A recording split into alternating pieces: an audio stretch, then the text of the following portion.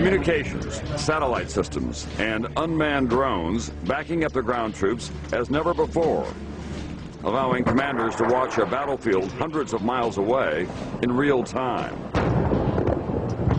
It's like we fought the war in 1991, in the DOS era, in the paper era, and now we're fighting wars in the Windows era. The new virtual war has not only engendered new methods of state violence, but also new relationships between civil and military spheres. In 1997, for example, the Marines began using modifications of commercial games to train foot soldiers. The first of these was Marine Doom, a modification of the popular first-person shooter. The Army made use of Tom Clancy's Rogue Spear. The Navy commissioned Fleet Command, and the British military began using Half-Life.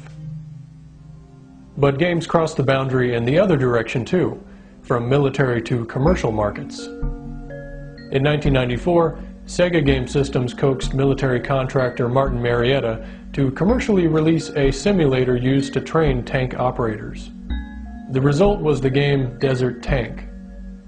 The next year, the game company Digital Integration sought to release another training simulator, this one developed by military contractor McDonnell Douglas for flying Apache helicopters. The game hit the market in 1995 as Apache Longbow. The first Gulf War had made a television star out of the Apache, and naturally the public was eager to test drive it. What better way to do this than with a real training simulator? But this was not the end of what some were beginning to call at this time the military Nintendo complex. In 1997, defense contractor OC Inc. developed a simulator to train military leadership. Civilian game makers Rival Interactive saw commercial potential in the simulator and sponsored its release under the name Real War. In a bizarre coincidence, Real War was set to be released on September 11, 2001, but was pushed back to the 27th due to the attacks. In 2003, commercial game makers THQ released a foot soldier trainer used by the Army called Full Spectrum Warrior. Like Real War, the fact that the game had been an actual military training simulator was an obvious selling point. Top 10 games of 2004, states PC Gamer. The most authentic military gaming experience. A quantum leap forward in battlefield simulation, states Game Informer. The game company Destineer followed suit in 2005 by releasing a marine combat simulator called Close Combat First to Fight.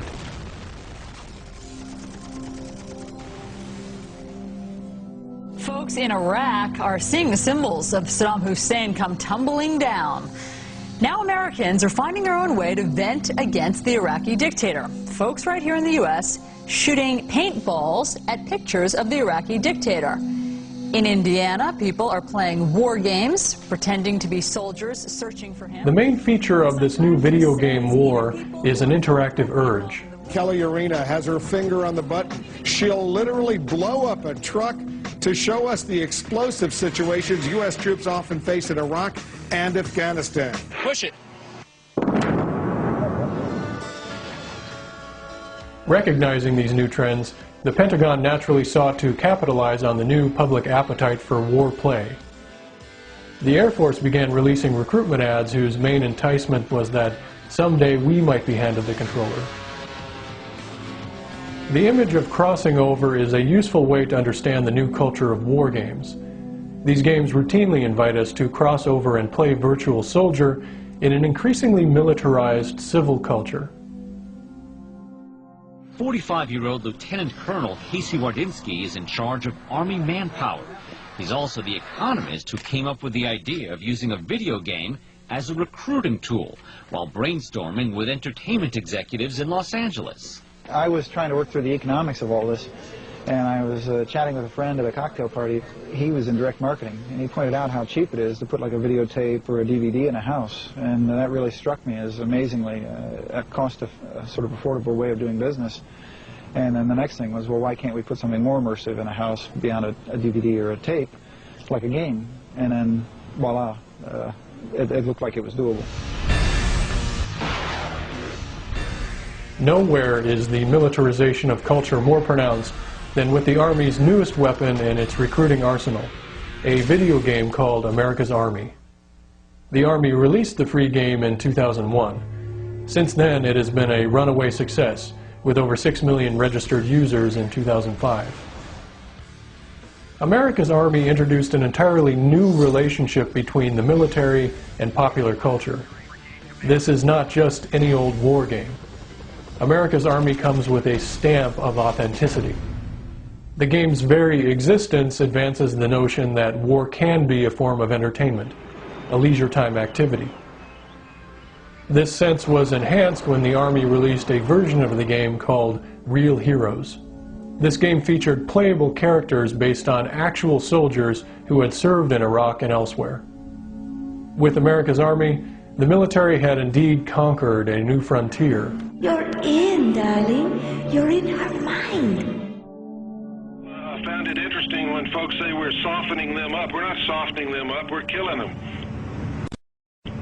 So this is no video game, this is war. Defense officials tell Fox... These kinds of expressions date back to the First Gulf War. In 1991, Commanding General Norman Schwarzkopf told the press that war was not a Nintendo game. The need to say this, of course, signals the fact that war has come to look very much like a video game. As viewers of the TV war, we are treated to endless flyovers. We are immersed in a general spirit of play. We are shown countless computer animations that contribute to a sense of virtuality.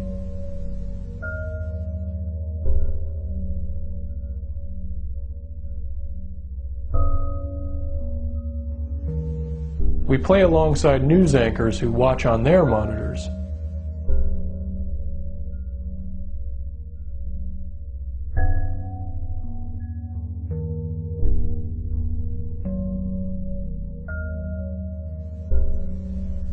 We sit in front of the crosshairs directing missiles with a sense of interactivity.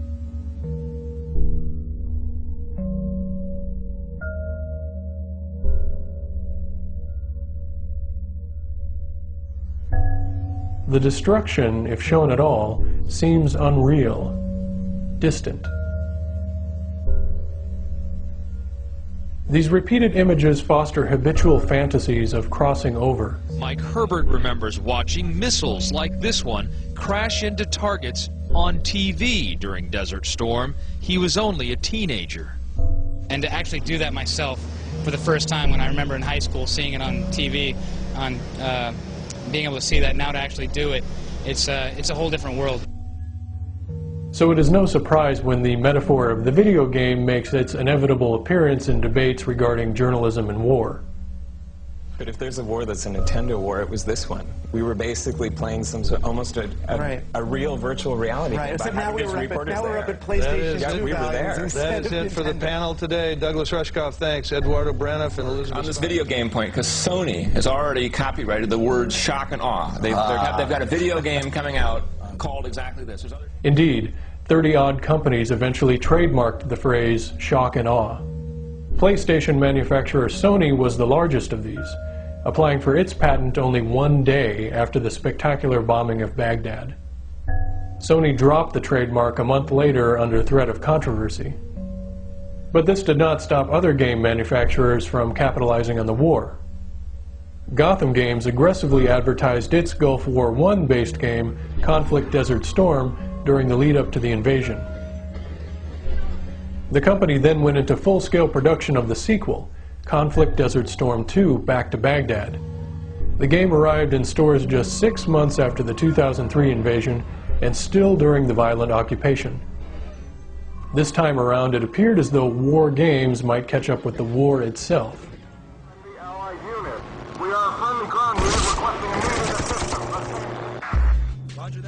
In 2004, a group of military retirees formed a game company to do just that. The result was the online subscription game Kuma War.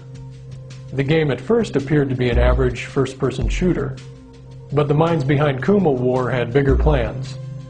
CEO Keith Halper made these intentions clear. What we are trying to do is be a news organization. From the headlines to the front lines, we put you there. The game reconstructs television war events so that they can be played in 3D just days after they air. These missions have included the killing of Saddam Hussein's two sons, Uday and Qusay, and a raid on Fallujah, an insurgent stronghold. Real-world games. Subscribe to Kuma War, and each month you'll get playable missions delivered to your computer. Intense episodic play based on the very same stories rocking the world today. Players are briefed before the mission with actual news clippings, words of advice from real military officers, and encouragement from game programmers. Understand a world in crisis. After we report it, you play it in single player and multiplayer. You devise the tactics. You make the hard choices. Kuma War illustrates the logical direction of embedded war coverage. In a sense, the game provides an embeddedness even the reporter cannot offer. You are the 4th Infantry Division capturing Saddam. You are the 10th Mountain Division hunting Al-Qaeda in Afghanistan. Wherever the war takes our forces, we'll put you there. Hello and welcome. I'm Jackie Schechner, and this is Kuma War. When 4 U.S. civilian contractors were murdered and their bodies publicly mutilated in Fallujah last March, U.S. Kuma War goes out of its way to take on the visual cues of television news. This game demo purportedly features real Marines playing Kuma War characters. Notice the 24-hour news channel type crawl at the bottom of the screen. The camera following these troops is, of course, the Kuma embedded reporter. War games have always been with us in some form, but what is new is that games are merging with TV news and real-world events in unprecedented ways. If it is true that games have caught up with the wars themselves, what does it mean that Kuma War has designed a game involving the U.S. invasion of Iran even before the event?